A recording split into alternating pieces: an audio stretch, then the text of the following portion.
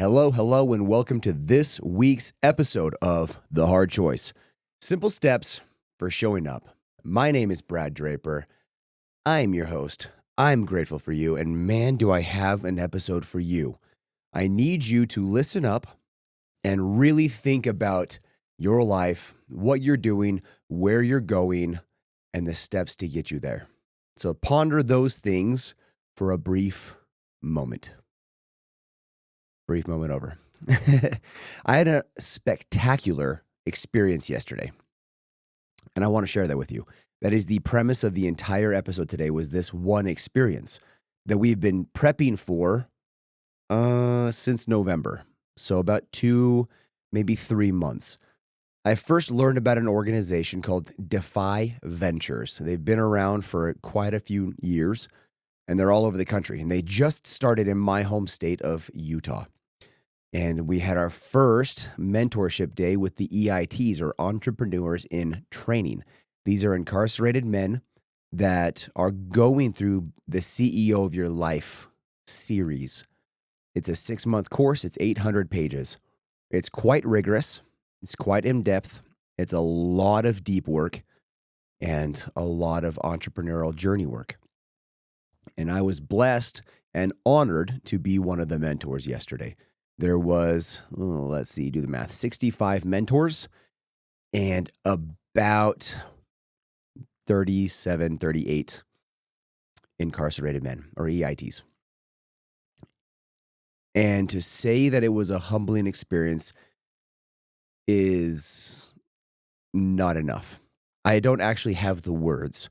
I do not know the words. I'm not even sure they exist on the feeling I had while I was there at the Utah Correction Facility. And the opportunity to feel these men, to feel their love, their passion, their kindness, their softness was unspeakable and brought me to tears many times. Now, these men, we were with the Knucklehead Ward, which they're all gangbangers, they're all drug lords, they're all OGs and shot callers for the different gangs.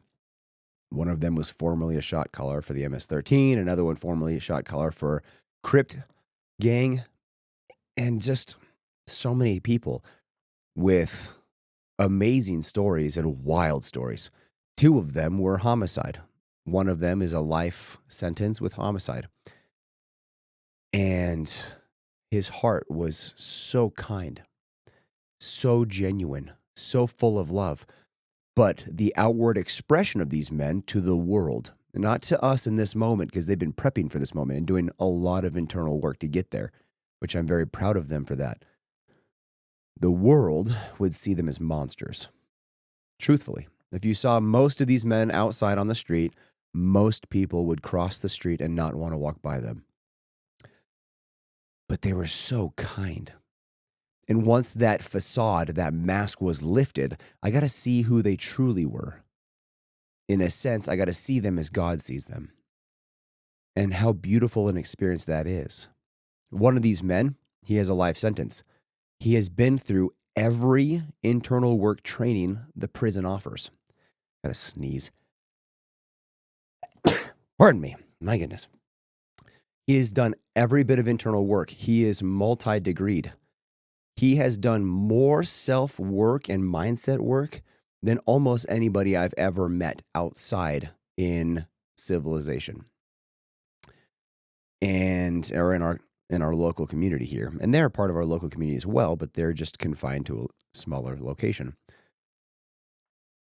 And this man is doing all of this work. And you hear me all the time talk about your thoughts precede your actions precede your opportunities.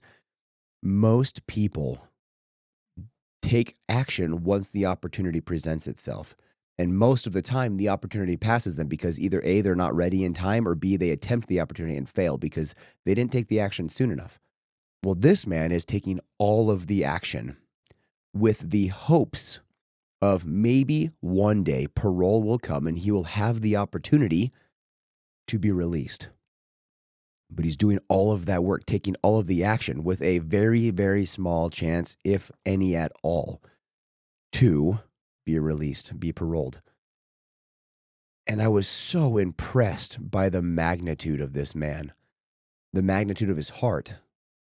It was almost like looking into a puppy's eyes. It was that kind of genuine softness and kindness and pure love. And it brought me to tears many times. And then I had lunch with a man. And this man has been incarcerated for 18 years. I don't know his story, and I don't know what he was charged for originally. And neither does it matter. But he's so funny, so goofy, so full of life. During a lip syncing battle, he was doing pop and locks. And this man is heavily tattooed, full face, full head, everything. And just so kind. He's actually multi-degreed as well, and he practices law for a local attorney. And he is a paralegal as his job in the prison. And he has actually helped several of his brothers that are incarcerated with their cases. How cool is that? He's currently writing a book. How cool is that? He's doing all these things, which is so cool. And I sat there during lunch, and the food was sponsored by one of my good friends who owns 1% Fitness. I'm grateful for him. And we sat there, and this man stared at the food, and he opened up the food, and he looked at it and then looked at me, and with trepidation and hope, he looked at me and he said, "This is the first non-prison meal I have had in 18 years." And then he looked back at this meal. And then he sliced off a piece of his bourbon chicken and he ate it. And he melted. He was so excited that it exceeded his expectations because he didn't know what it was going to taste like. He just knows prison food, and prison food sucks. Imagine this man loving every bite, savoring every bite of this bourbon chicken as he ate through it, and it just filled his soul. How grateful are you for the food that you have? The food that you get to go buy, prepare yourself however you want. It's nutritious if you choose it to be. It's full of nutrients. It's fulfilling. It's satisfying. It's satiating versus the garbage that these EITs are fed daily. And it was a reminder to me to be so grateful for everything that you have. Your opportunity to listen to this podcast, your opportunity to learn from podcasts like mine and others. You can learn vast amounts of knowledge for free. Do you have a cell phone that can actually play this, or a computer, whatever you're playing it on? Either way, you have access to this technology. They were looking at my shoes, and it's a brand called Noble. And they said, "Those are really cool shoes. I've never seen those before. What are they?" I said, "They're Nobles." And they looked at me very confused. I said, "That's the name of the brand. The brand is Noble. They compete with Reebok in the fitness CrossFit space." I said, "Man, those look like really good shoes to work out in." I said, "They are good shoes to work out in." I said, "You got to remember, I've been in prison for 18 years. Anything in the last 18 years that has come out, I don't know about." They don't know about the newest technology with cell phones and technology like podcasts. Podcasts didn't exist 18 years ago. He's probably heard of them, and that's it. So talking to these men, these brothers, was such a cool experience. It's been something that I've been trying to do for quite some time. I have visited people that are incarcerated through glass and through phones, but I've never been able to be in a room with them, no cameras, 2 security guards, minimal to zero security at all. We're just in a gymnasium, hanging out, hugging, conversing, having lunch together, and doing an immense amount of deep work, along with some business work. 10 to 15% business, everything else was deep. I want you to ponder how much you go outside of yourself. I want you to ponder how much you serve others, fully giving everything you have, going all in. There were so many mentors there that when it came to the business strategy, when it came to sitting and talking, they did. But when it came to the lip sync battle, they hid in the shadows. They didn't jump around. They didn't live and play full out. because they were self-conscious of what these EITs were thinking of them, what other mentors were thinking of them. They were so conscious and concerned about their own view of others that they didn't live full out. Their confidence was so small.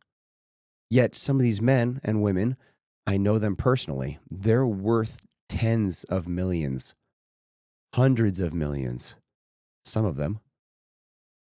And yet they were too self-conscious to jump around during a fun lip sync battle while we were screaming Bon Jovi and Britney Spears.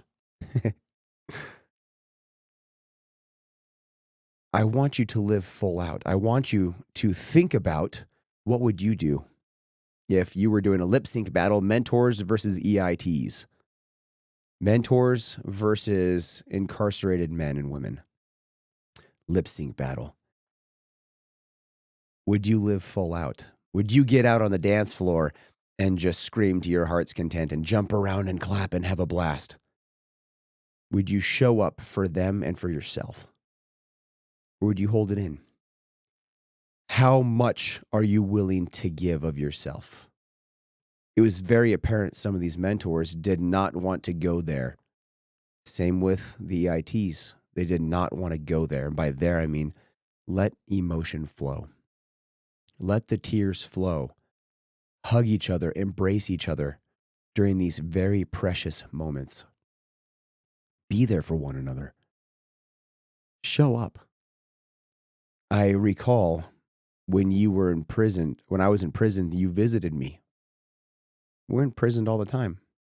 Our own prison, the prison of our mind. But on a physical sense, how often are you visiting those that are imprisoned? It's in the New Testament. It's actually a commandment to go visit those that are imprisoned. Could be the actual prison, physical prison, but it could be an emotional prison. Could be a spiritual prison, a mental prison, a prison of self. How much are you willing to show up for others? I spoke with 2 gym sisters this morning. And the first one I walked up to, she said, "Man, you've got a big smile today. What's going on?" So I told her about yesterday. And she said, "That's awesome." And she's pondering about whether she can and is comfortable enough to go do this level of mentoring. Is she capable of that? Does she have enough to offer? The answer is yes, but does she actually believe that? And then the other gym sister, she just said, "That's really cool," and blew it off. Almost as if it's not my job. Her actual statement to me was, "Did you do this of your own free will and choice, or was this your job?" I said, "No, I volunteered. I'm a volunteer mentor. This is a charity. This is a nonprofit that I'm with, that I've partnered with." And it somewhat blew her mind, almost as if that was something that she'd never considered people actually do. I want you to ponder about what you do for others. I want you to ponder about how grateful you are for the smallest of things. Your toothbrush, the toothpaste you get to choose, the type of floss you get to choose, the type of loofah or hand towel or whatever you want in the shower, you get to choose. The body wash, the shampoo, the conditioner, whatever. You get to choose those things. They're not given to you. They're not decided for you, but it's a matter of choice. And then lastly, while we were there, if you scroll back to previous episodes, you'll see an episode with Vic, my brother. Vic has a wild history. And we did a leveling exercise where we had to step to a line if we agreed or have experienced whatever the statement was. And it was very apparent most of the EITs had childhood trauma situations. They'd step the line whenever they would say things like, "You never knew your parents, or never knew your mom or your dad," or "one parent has passed away," or "both parents are passed away," or "there was drugs in the home," and "there was abuse in the home." There was less than 50 books in the home. You learn to not trust anybody by the age of 7, things of that nature. And I taught some of these EITs I was mentoring. You saw Vic on the line.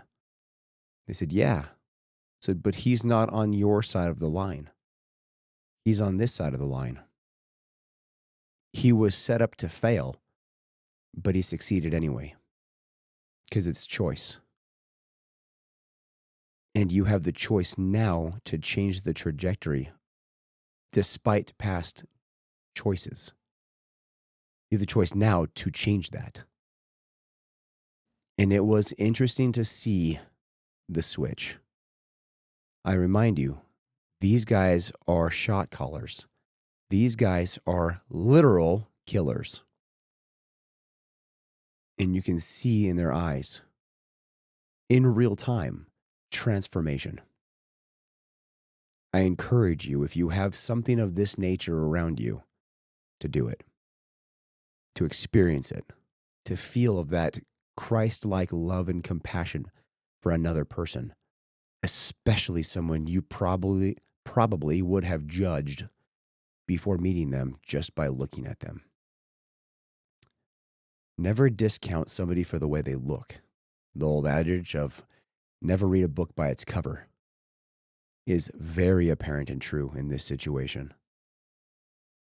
And it's so important to show up, to live full out, and to be grateful for everything you have. I encourage you to get out and serve someone, to love someone. Get out of yourself. Helps kind of alleviate the stress that you're under right now. In work, in our business, we're under the most stress we've ever been under. And guess what? None of that existed yesterday. It was gone. I didn't have my phone on me for 10 hours. It was in the car. I couldn't even bring it to the prison. And the number of emails and messages and calls that I missed, huge. All the stuff that people thought was important, not important. And lastly, I'll end on this note. I was speaking to one of the EITs, and he's actually slated to be paroled this year. And he was asking about going to masterminds and going to networking events so he can launch his business. And this is a person that is heavily tattooed, head to toe. Everything's covered. I said, you will be judged by the way you look. You're used to the gang life. You will come on the other side, and then you will be judged. But just as you've been accepted by all of these mentors here today that are all pretty much almost all business owners, you have shook hands with, interacted with, and conversed with people that control billions in their funds. And you are none the wiser. You learn very quickly how little monetary value actually is valued, how little money actually means. But it's the connection, it's the human spark. It's true value of human connection, of love, compassion, empathy, all of these resourceful things. Yes, money and financial means can bring resource and bring experience, but its actual value, it's actually made up. It's just a transfer of energy. And there's other energies that are much more impactful. So I want you to contemplate all of these topics that I kind of brushed over from a very impactful and transformative day for me. And I'm grateful that you listened through. This is a significantly longer episode, and that's okay. I'm grateful for you. Share this episode with your friends and family. Look up Defy Ventures on social media. They have an Instagram. Reach out to them. If you feel so inclined, support them. Sponsor an EIT. Help these men and women gain the opportunity they're doing so much work for. They're taking the action too. And they need somebody like you to give the opportunity. I'm thankful for you. Leave me a comment. Leave me a review. Reach out to me, Mr. Brad Draper, on all social media handles. Like this thing, subscribe to it, download it for future listenings. Until next week, I love you guys. Bye.